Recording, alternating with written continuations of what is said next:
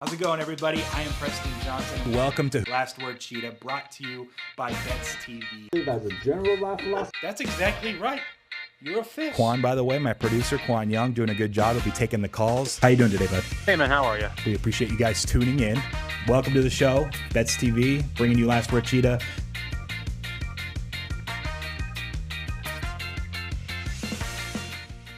It is Last Word Cheetah. Welcome to a Friday edition here at the Bets TV studios. I am Preston Johnson, hanging out with the Qwan Young, who is co-hosting, producing, answering the phone lines, answering your calls. 661-515-BETS is the line. We talk over the bets that you guys want to make for the weekend. We also track them throughout the month, and we pay you guys free money if you can actually pick winners. We also had 4 contestants, day 2 of Who Wants to Be a Betting Extraordinaire yesterday through to day 3. We'll launch that link here in about an hour. Separate show, but shout out all 4 of them with a shot to at least pocket $250, a chance to actually get to the $25,000 question. A lot going on, and it's a weekend. Army-Navy, big game tomorrow if you're into the college football academy scene. And then we got NFL, bunch of hoops. Hit the NBA play last night. Did you play it by chance? I did. Lakers? You did? No. Oh. Because last time we talked NBA, we had a few edges. You played them, and you hit that parlay. Yeah. And you missed out on that one. Actually got bet down about 3 points too by the time it tipped off. So win or lose, that was a good bet. It actually won, thankfully. But yeah, those Memphis unders without Ja, it's been kind of nice. Need to start. I need to focus less on my job. Yeah, don't do the show. Yeah, Just pull out the mobile phone. I'm too concerned about making the show look good. I need to be winning some money. Yeah, you could. Look, especially the college football stuff early in the week. We only had 1 week all season that was a losing week, and we went 4-5. So yeah, you would have been in pretty good shape this time around. Yeah. Now next year, probably if you're betting them, they all lose. So I could just blame you. It's win-win for. It's a win-win. Yeah. By the way, it's Friday. It's supposed to be like all happy-go-lucky, whatever. I'm tired. Last 2 nights, I've told you before, when I went to New York and London, I had like a 4-night running, 4 to 5 hour nights. I just can't survive on that. And the last 2 nights, that's where I've been. Tonight, I need to sleep a lot more. That's all I'm getting at. Although I got invited to play hoops tomorrow morning at like 7 a.m. We'll see if I'm up for that. Yeah, ew. But that's nasty. I haven't found a game since I moved down here regularly that isn't like at least. Everyone's worried about COVID still in Southern California. At least LA is a little more strict than Orange County. Everyone probably knows about that. Regardless, to have a game picking up again, I can get in better shape. That's the hope. Also, I'm not sure if outside of a couple of videos we did, I just have not played in about a year, in 9 months or something. So I'm a little nervous. The last time we were on the basketball court, that guy got Oh, yeah. We never even talked about that. No. So, yeah, I don't know. We'll take your calls. So if you're on the line, just hold up a second. We'll get to it. But Qwan and I, it's just a 24-hour fitness to go shoot some footage of us doing 3-point contests for Qwan. He said he could make a bunch of free throws. He shot 20% from the free throw line. Obviously, he was wrong. Point being, we get there. We're waiting out front. I think I'm waiting for you because I have to get you in or whatever as a guest. And some kid is on the phone telling his dad about how he got in a fight with someone at the gym during a pickup game. They were playing 3-on-3. Now, the kid was college age. It wasn't like it was a 13-year-old that got picked on. I mean, he was 20 or somewhere around there.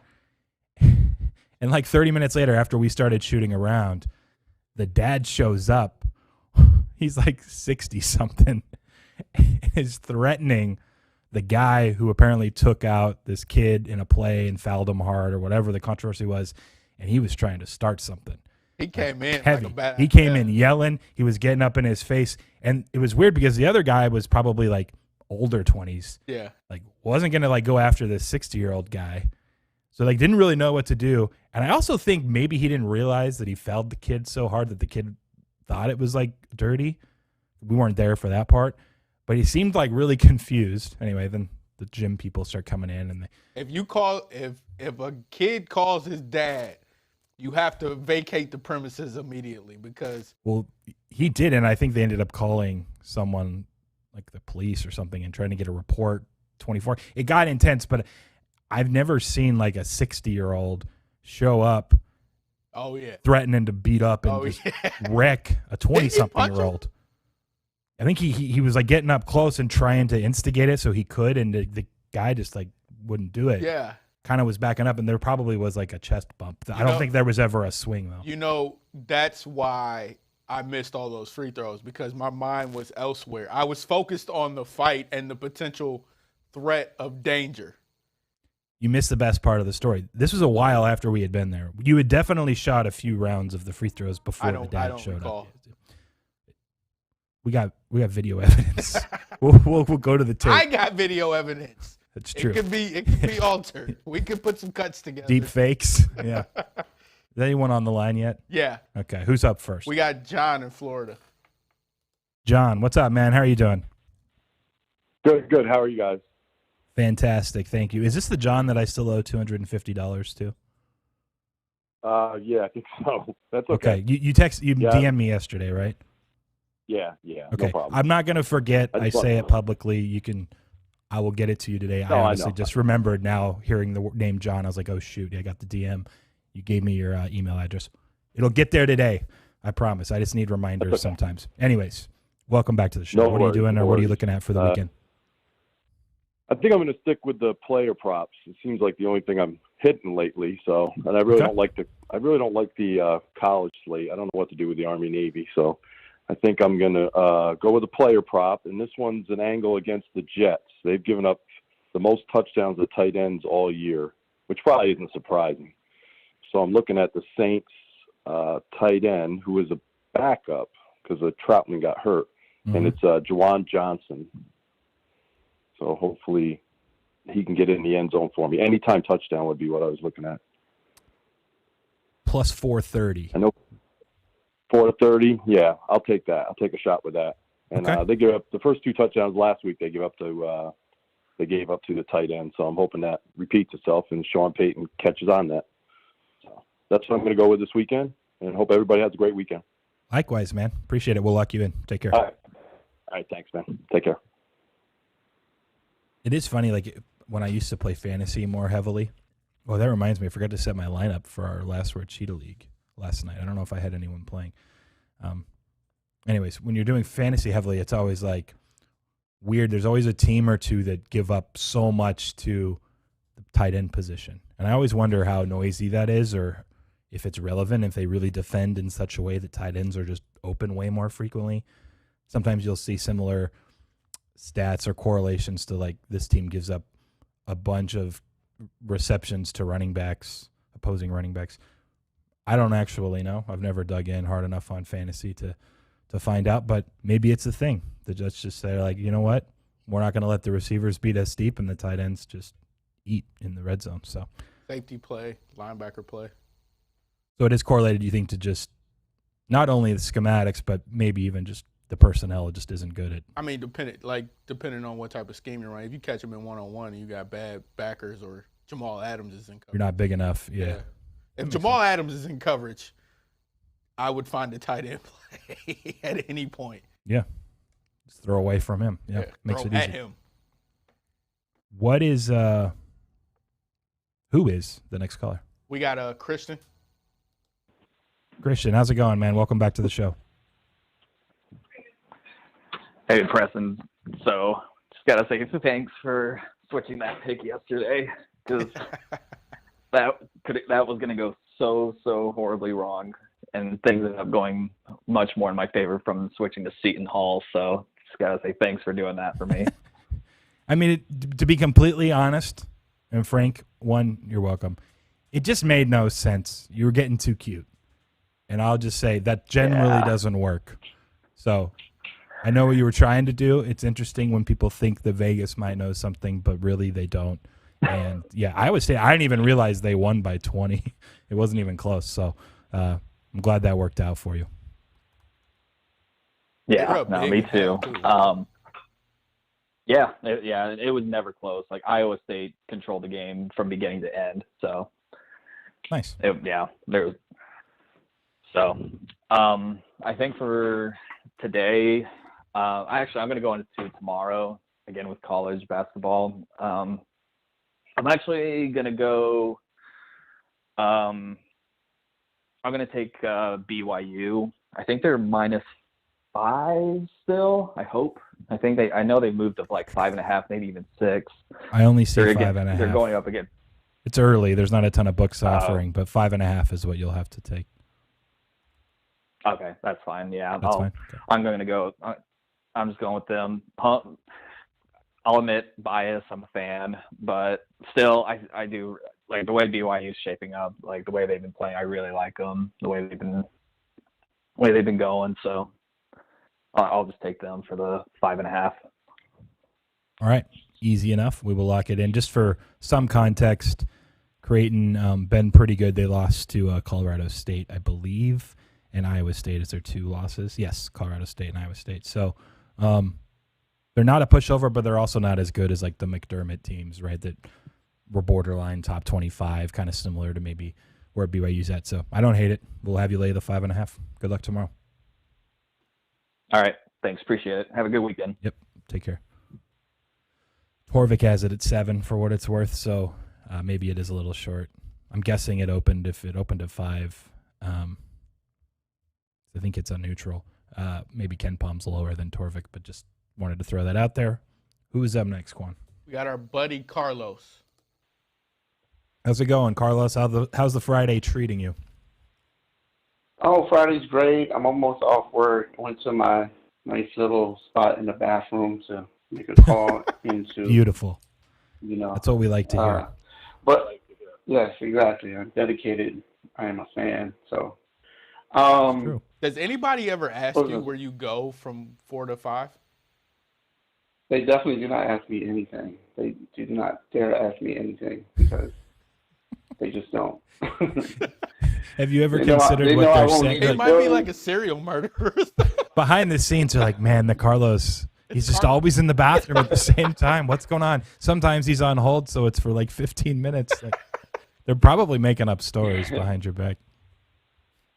I'm sure. It's okay. It's all good. I'm going to take tonight Loyola Chicago. I think it's -4.5.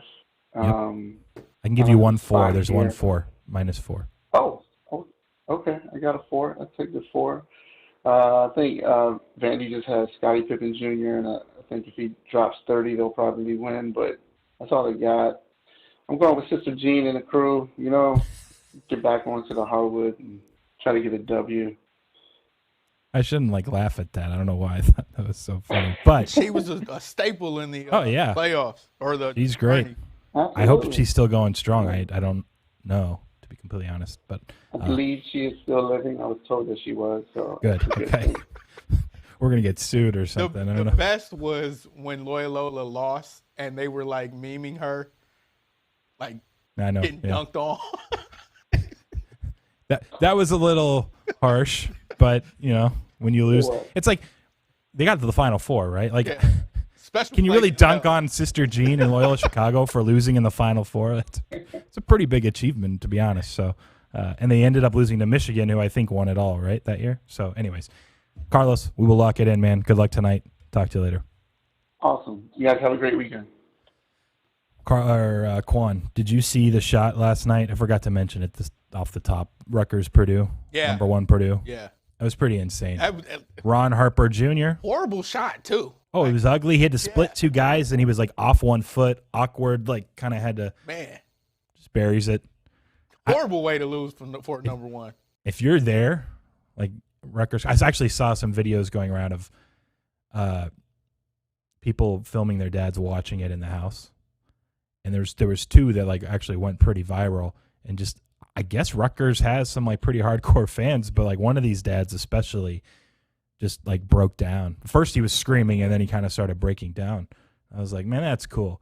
Even though he's 50 something, and Rutgers, but how often does Rutgers beat number 1 team in the country? And then to do it on that shot right after you thought you lost because Purdue hits the bank shot from 8 feet to take the 1-point lead. That was one of the better moments in sport for a while. So wanted to give them some love. And Ron Harper, who apparently still living the dream through his son. I didn't realize that's who it was until I had told my dad about it, and he's like, Ron Harper, like Michael Jordan, Bulls, Ron Harper. I was like, oh yeah, it must be. So, anyways, why does nobody ever mention L.A. Clippers, Ron Harper? I could tell you, they didn't win anything. And he had good knees then, though. He was probably a better overall player. Didn't he play for the Clippers, or excuse me, the Lakers even a little bit too? I think at the end, near the end with Phil Jackson brought him in. Yeah. All right, who's up? We got Patrick. Patrick, how's it going today? Welcome back to the show. Oh, pretty good. You know what? I hope Carlos just didn't mush Sister Jean's life because he said he thought she was living, but you know what? I know how Carlos goes, and I hope Sister Jean's okay. So let's hope let's hope Vandy just wins by 50, and the run bat is only on the hardwood there. Yes, Carlos, you got to be careful when you call into this show, especially. We know how it goes. Okay. All right. So you know what? Let's go right back to this Bills-Buccaneers game. The total keeps climbing in this game. Bills will not be able to run against this team, nor do I think they will even try to. So Josh Allen's total pass attempts are set at 39.5 at plus 110 on Barstool, which I think it's higher than his season average is 37. So this is higher than a season average. But I think with the game state of this game, the high total, the stout Bucs run defense, I think he's going to fly over this total. So I like the plus price on this prop. So what's the price? That's what I will take today. Plus 110. It's at Barstool. Yeah, okay. That's fair enough. The best I could find. The next best I see is plus 105, but it doesn't populate Barstool line. So I trust you. It's all good. Plus 110 sounds good on the over 39.5 passing attempts. I don't hate it. I mean, theoretically, you're just hoping game script wise they just don't try to. It's like the Dak Prescott Dallas Cowboys strategy to start the season against Tampa. That's essentially what you're looking at. I think that's the way to beat Tampa. I mean, I don't know who said it earlier, but yeah, their secondary is a little dinged up. So I think this is the game state. It's going to be a lot of points in this game. I think he's just going to have to keep firing the ball. So I also played some like Cole Beasley reception overs. I don't know. Hopefully there's a lot of points in this game, or I'm going to be in the poorhouse with all the props that I have on this game. So, but yeah, I really like this Josh Allen prop. So. Beautiful. Patrick, you're home alone this weekend? Or was that last week? No. That was last week. It was for conference championship games. Okay. That was the weekend of Patrick, yeah. The days are going by so fast. I thought he said that on like Wednesday. Last Wednesday. No, that was last Friday, and I enjoyed myself thoroughly. So, but yeah, the family's back this weekend, so I'm sure I won't. So I'm sorry. Your wife doesn't watch the show, does she? Nah. Nearly zero chance. So, no. Actually, I don't think any females watch this show. So. We had a few female callers. There was one in Tennessee, or that was better. For a betting extraordinary, yeah.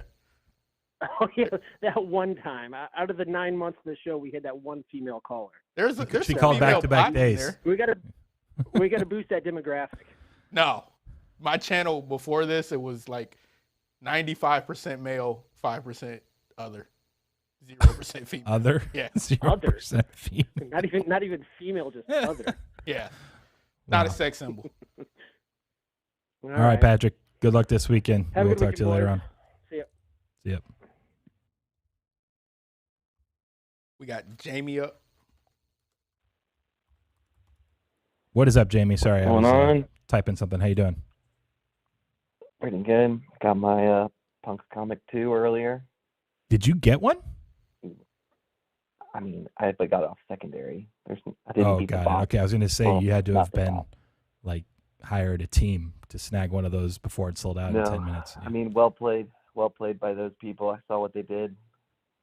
Tip of the cap, but no, I got one from the Flippers. Nice. Better than nothing. Yep. I know they did an entire town hall today trying to talk through how to keep everyone at ease, how to release the actual Bored Ape limited editions. We don't need to get into it on this show, but I think they'll make it right with everyone that felt like they didn't have a chance or a fair chance, because it was crazy how fast they all sold out. But good news all around. I was in Project's doing well. Yep. I in for under 0.5, so fine with me. But yeah, Nice. looking at some college basketball for tomorrow. I think this might be my strategy going forward. I've been beating the close pretty well in these, so by the time you guys are doing it, usually the lines have dropped for the next day. So Yeah. kind of go for this, see what I can do. So I'm looking Florida International plus 2.5 Against at Eastern Michigan. Yep.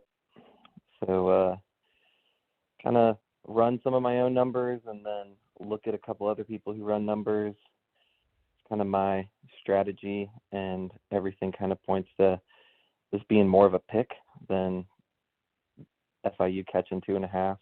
So maybe even them being a slight favorite. Depends on how you value Eastern Michigan home court advantage. Mm-hmm. I don't think that they probably get the full 3. That's kind of like market average right now. So Fair there's enough. a little bit of value there. Yep. Yep. 2.5. We will lock it in. Good luck, and enjoy your weekend. Thanks. Have a good one. Yep. Take care. Who do we got? We got Alec in Ohio. Alec, welcome back to the show, man. How are you doing today? Pretty good, Preston. How about you? Doing great. Thank you. What are you looking at for the weekend? I'm looking at a win margin, DePaul, Louisville tonight. It's DePaul by 11 plus, and it's plus 1,040. Hold on a second. Okay, what's the angle here? Well, I was afraid you'd ask that because a friend of mine has a model, and I'm just tailing it and hoping it hits. And so he likes DePaul anyway. You're just taking a shot at the super alt line. Right. What's his model say the fair number is? I think his says 4.5. I think. Wow. Okay. What was the play? So DePaul is getting 7.5 at Louisville. The number used to be 9. So DePaul money's been coming in. He wants to lay 10.5 or 11.5. It's 11 plus on FanDuel. Okay, so win minus margin. 10.5 at plus 1040. Over 10 to 1. Quan's writing it down. Yeah. Basically, they need to outperform the market by 18 points. Yeah. It's happened before. Do you remember who it was in the chat that did? Remember I was texting you. We forgot to talk about this. Last week, they bet the Cavs to win by like 20 or something or more. Maybe. It might have been Alec. It was you? Yeah. Okay, well, then there you go. Yeah. You should have won that. Did we talk about this on the show? No.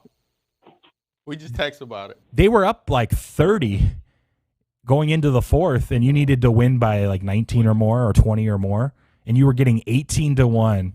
You were probably over 80% to cash an 18 to 1 shot, and they lost the fourth quarter by 14, I think, and it landed 15 or 16. So, yeah, I don't know. You were right that time. You probably should have been right at least. I'm intrigued. I'm going to watch DePaul now.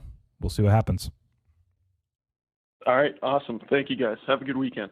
Take care. You too. I forgot about that. Man.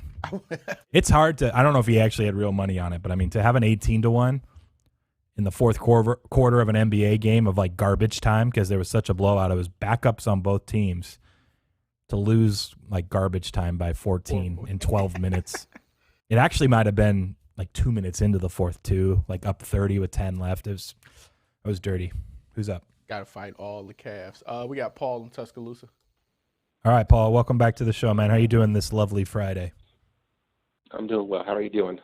Nice. I'm doing great. What do you want to look at for the weekend? Well, first of all, just FYI, I don't think that the image of Carlos in a bathroom is going to entice the female demographic. So, but it's certainly not me though either. So, but anyway, I wanted to maybe get your opinion if you have one. I'm looking at props for the Carolina Panthers this weekend against Atlanta. Excuse me. And I'm looking at either the under in Cam Newton passing attempts or just going with the first half under in general. And I wanted to see if you had a...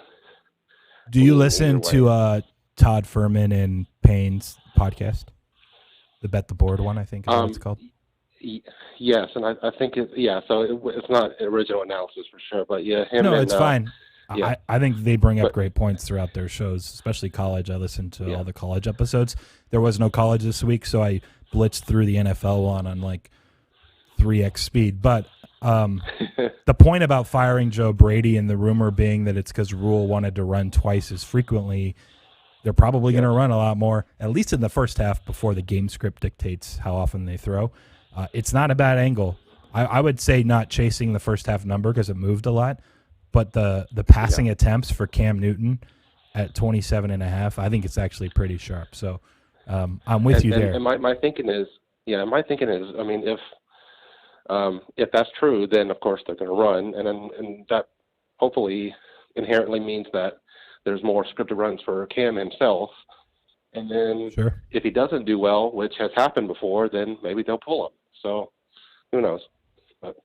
Yep. I mean, I think it's one of those edges. If it is an edge, maybe, it lasts a week or two and then it's gone. Like if they're going to adjust, right? So you kind of just have to fire now or never as my normal take on some of these spots like this. The totals move down quite a bit. Similarly, just the full game total, first half as well. So one of the spots that it probably hasn't been accounted for yet in the market is like the props on Cam Newton, how many passing attempts. So I think it's good. We'll lock you in. I think that's fine. 27.5 is worth playing. All right, great. Thank you so much. Yeah, no problem. Nice work. Talk to you later. All right, thanks. Bye-bye. One thing I do constantly tell people that are trying to get into betting,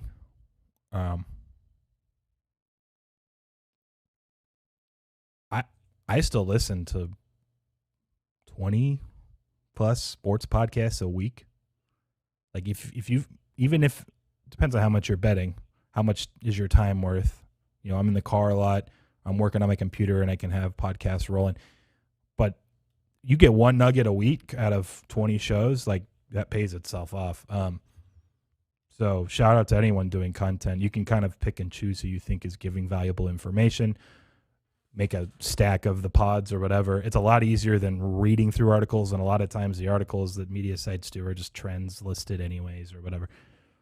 Listen to as many podcasts as you can that from sharp people that are at least at the very least going to be sharing stuff from a process perspective that'll help you kind of figure out what you're going to bet. But a lot of times, like, there's just going to be like dead on, like, of course, like that angle I wouldn't have considered it otherwise, or someone knows something. That happens occasionally too.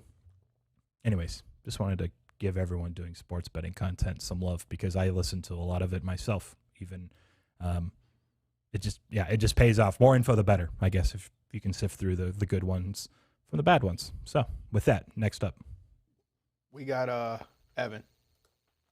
Evan, what's up, man? Welcome back to the show. How are you doing? I'm doing well, Preston. How about yourself? I'm doing great, thank you. Excited for the weekend. What are you looking at betting? Today I'm going to lay. I'm going to take the 9 points with the Rockets against the Bucks.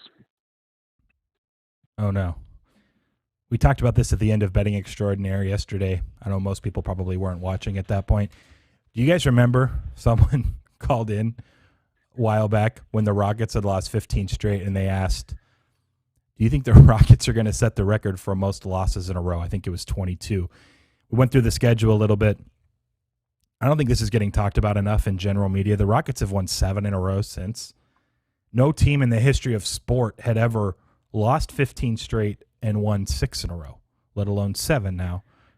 Now they play the Bucks tonight. I don't think they're going to win. The one common denominator, by the way, is that Jalen Green, who they drafted high, wasn't playing for those 15 games, or excuse me, the 7. He was playing prior to that. They're a +8 per 100, which would rank the 3rd best net rating in the NBA without him. They're a -22 when he plays. It's just insane, like I think it's a little bit random still, not a huge sample. But regardless, this Rockets story is incredible. You're jumping in now against one of the better teams in the league, the Bucks. Tell us why, and do you think it's one of those where you've been riding the Rockets for a while and you're just going to play them again? Or do you think maybe you're jumping in too late? That's what always worries me about teams that go on these type of runs. It's because Giannis is probable, and I think they're just going to rest him today. So I'm going to try to grab the points now before the news becomes official. Do they play tomorrow? Is there a back-to-back? Is that? He got kneed by Lowry the other day. Mm-hmm. Yeah. So you just think because it's the Rockets, they assume they have a good chance to win either way, and they might rest them? Yeah, exactly. Okay.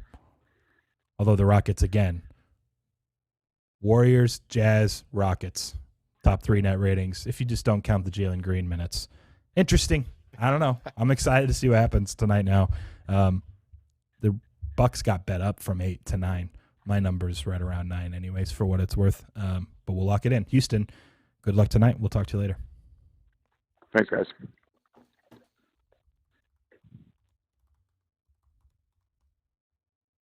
Who's up next? We're clear right now. We got a female bot in the chat. She says Vask.tech. Vask Tech? Yeah. The female bot. I don't even know what female bot means in YouTube. That happens all the time. Spyware, yeah. Because we said the word female on the stream. Well, no, we've had them a few days, but it's Erica Blankenship. So there's a female viewer in some capacity. Hi, Erica. Feel free to call in. 661-515-BETS. We got Bob Loblaw wants a 6-point tease. Tennessee -2. Baltimore up to 9. Did the Browns move to 3 officially everywhere? I think, was it Patrick's assessment on that? Pretty good. You're not going to find many spots like the Cleveland one this week. Let me just check real quick. Tennessee, he wants to be down to 2.5. Down to 2. There is an 8, and I can give him 8.5. Where the 8 is, oh no, DraftKings has it. Okay, yep, I can give him down to 2 and Baltimore up to 9. There's still some 2.5s out there. It's actually getting hit right now on screen. At least it's moving. Man, the NFL card, it's a weird one. I don't love much. Kind of want to bet the Raiders actually at 10. Everyone was on the Broncos at the same number and even lower. They don't cover, and everyone's like, "Well, the Raiders are like, ugh." Yeah. So now's the time against Pat Mahomes, who I think, look, the KC's offense wasn't that good against Denver. I think they had a couple breaks that resulted in some points. I don't know if I'll have it in me to eventually do it, but 10's a little high on the Raiders side. And Cleveland, I think, is a fine spot. I think 4.5 with Washington is somewhat interesting. I have it a little lower than that. And I feel like the Carolina-Atlanta game with some props or unders, even though it has moved the last 2.5 days pretty heavily. That's one to just keep track of. Keep an eye out. But the Cam Newton prop's pretty strong at 27.5. Patrick asks, do we know Cam 100% is going to start this game? I can check. Let me just text Matt real quick. Jim also says that the Chiefs are known to funnel their coverage to tight ends being open. Is Waller, do you want to do something with Darren Waller? No. The lines are open, guys. By the way, talk. PJ Walker, Panthers coach Matt Rule, he just texted me. He said, backup QB PJ Walker is definitely an option as a change of pace quarterback against the Falcons. Maybe they do the duel, the two quarterback. Has that ever worked? That's what they always ask, and I don't think it's ever worked. Yet teams still try it occasionally, and then it never sticks. Who's up? Jim, welcome back to the show, man. How are you doing on Friday? I'm good. Just looking over the NFL slate. I think I'm going to play with fire again and sell off some points on a total. The total that's come down like I did yesterday. Nice call, by the way, on that one. Yeah, it didn't look good for a while, but the Vikings are going to Viking, so it kind of played out just how I thought it would. Mm-hmm. By the way, go ahead and give your play. Yeah, go ahead. I'm looking at KC Vegas. I'm going to go back to 52.5 over. Ooh. I see a plus 155 at DraftKings for that.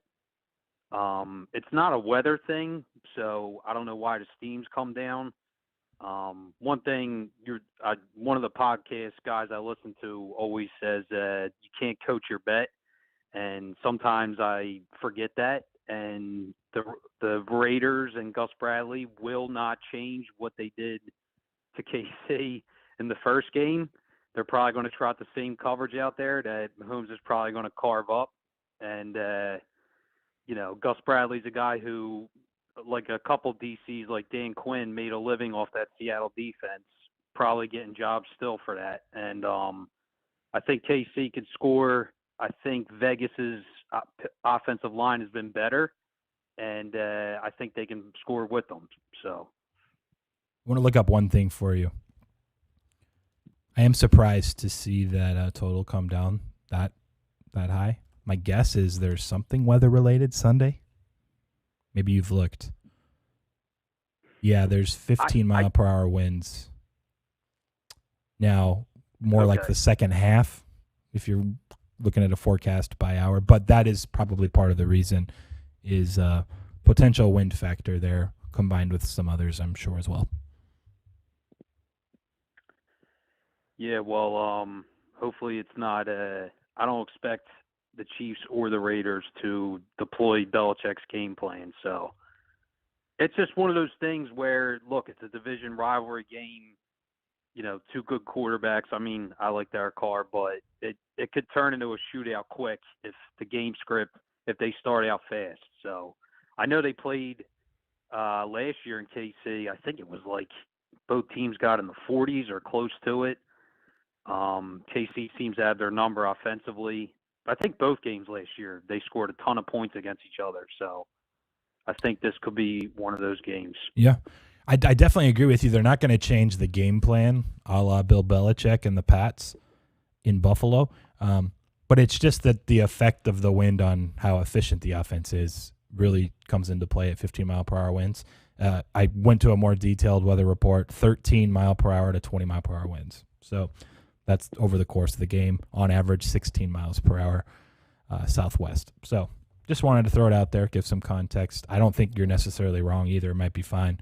But when you have an NFL total move through key numbers like 51, even at 52 in there at the beginning, if you got the early number, then there's usually another reason outside of someone just really loved it at this point in the season especially. So just wanted to dig in a little. Regardless, we'll lock it in for you.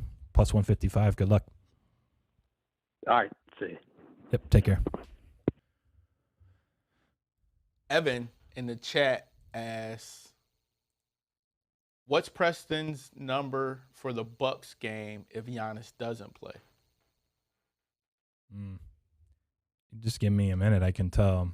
I have to reassign how many minutes goes to each player if I pull Giannis out of the player model. Yeah, if you want to take the show for like 2 to 3 minutes, I could give him the answer, or I could just have him DM me after. Maybe that's easier. Jamie called in, so we'll see what Jamie. Okay. He said he will. Just to explain, like I have Giannis, slotted, expected to play like 35.3 minutes.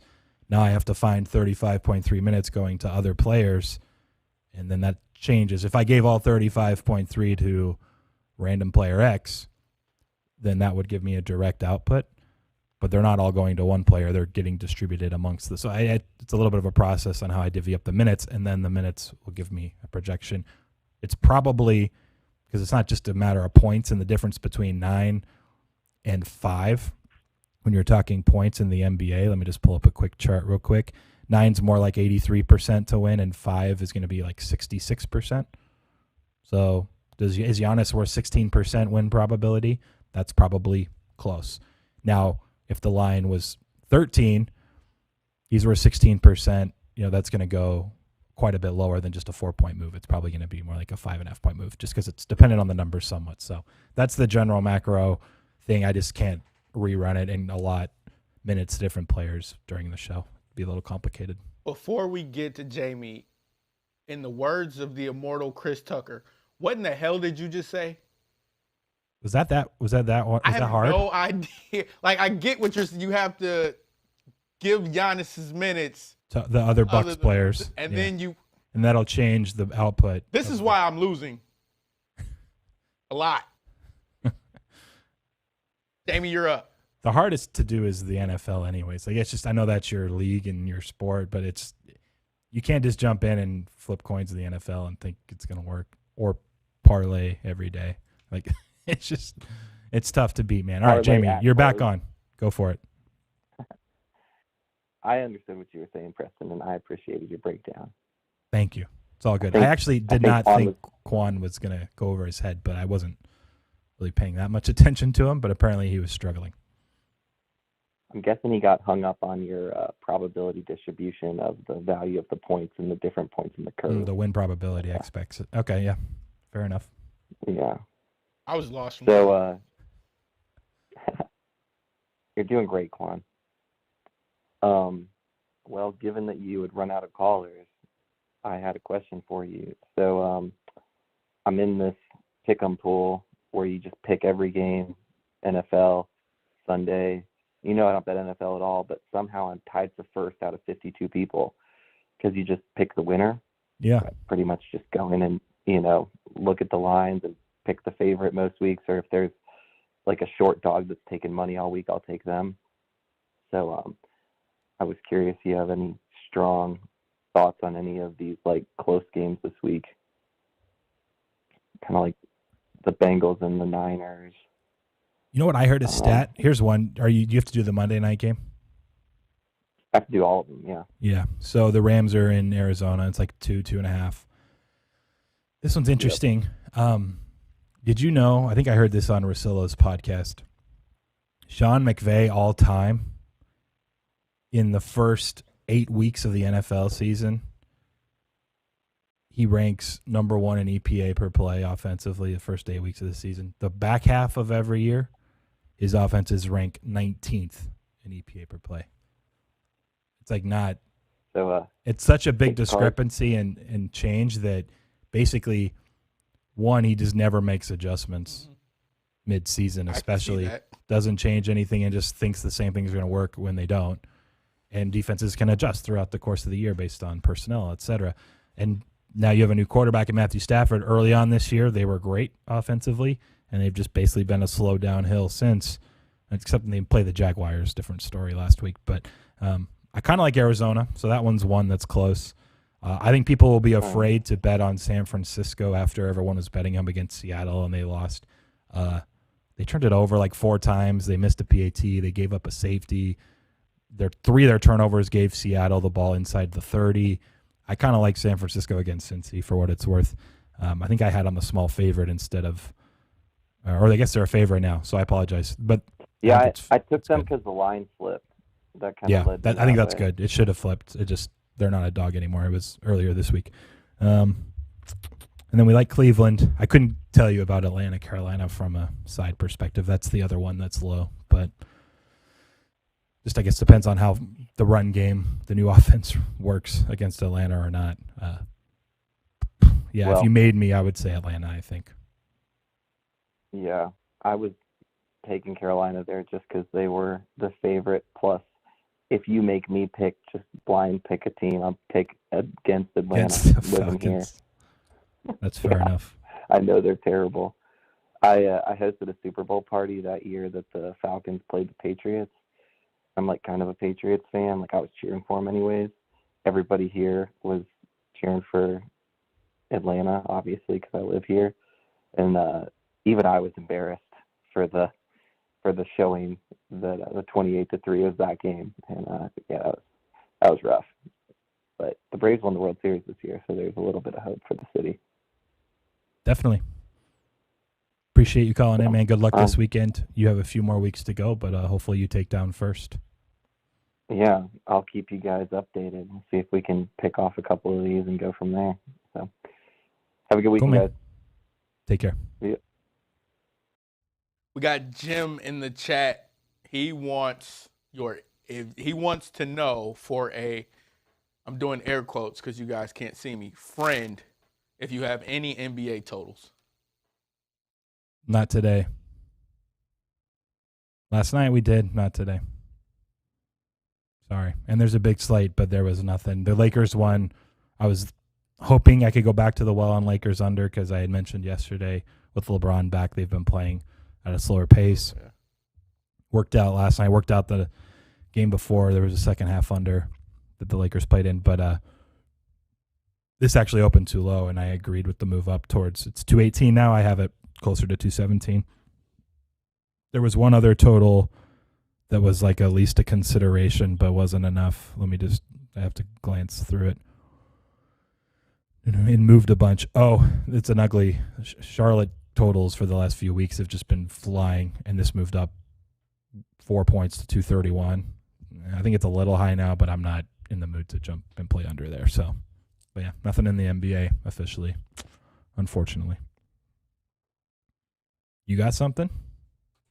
I got nothing, man. I'm gonna need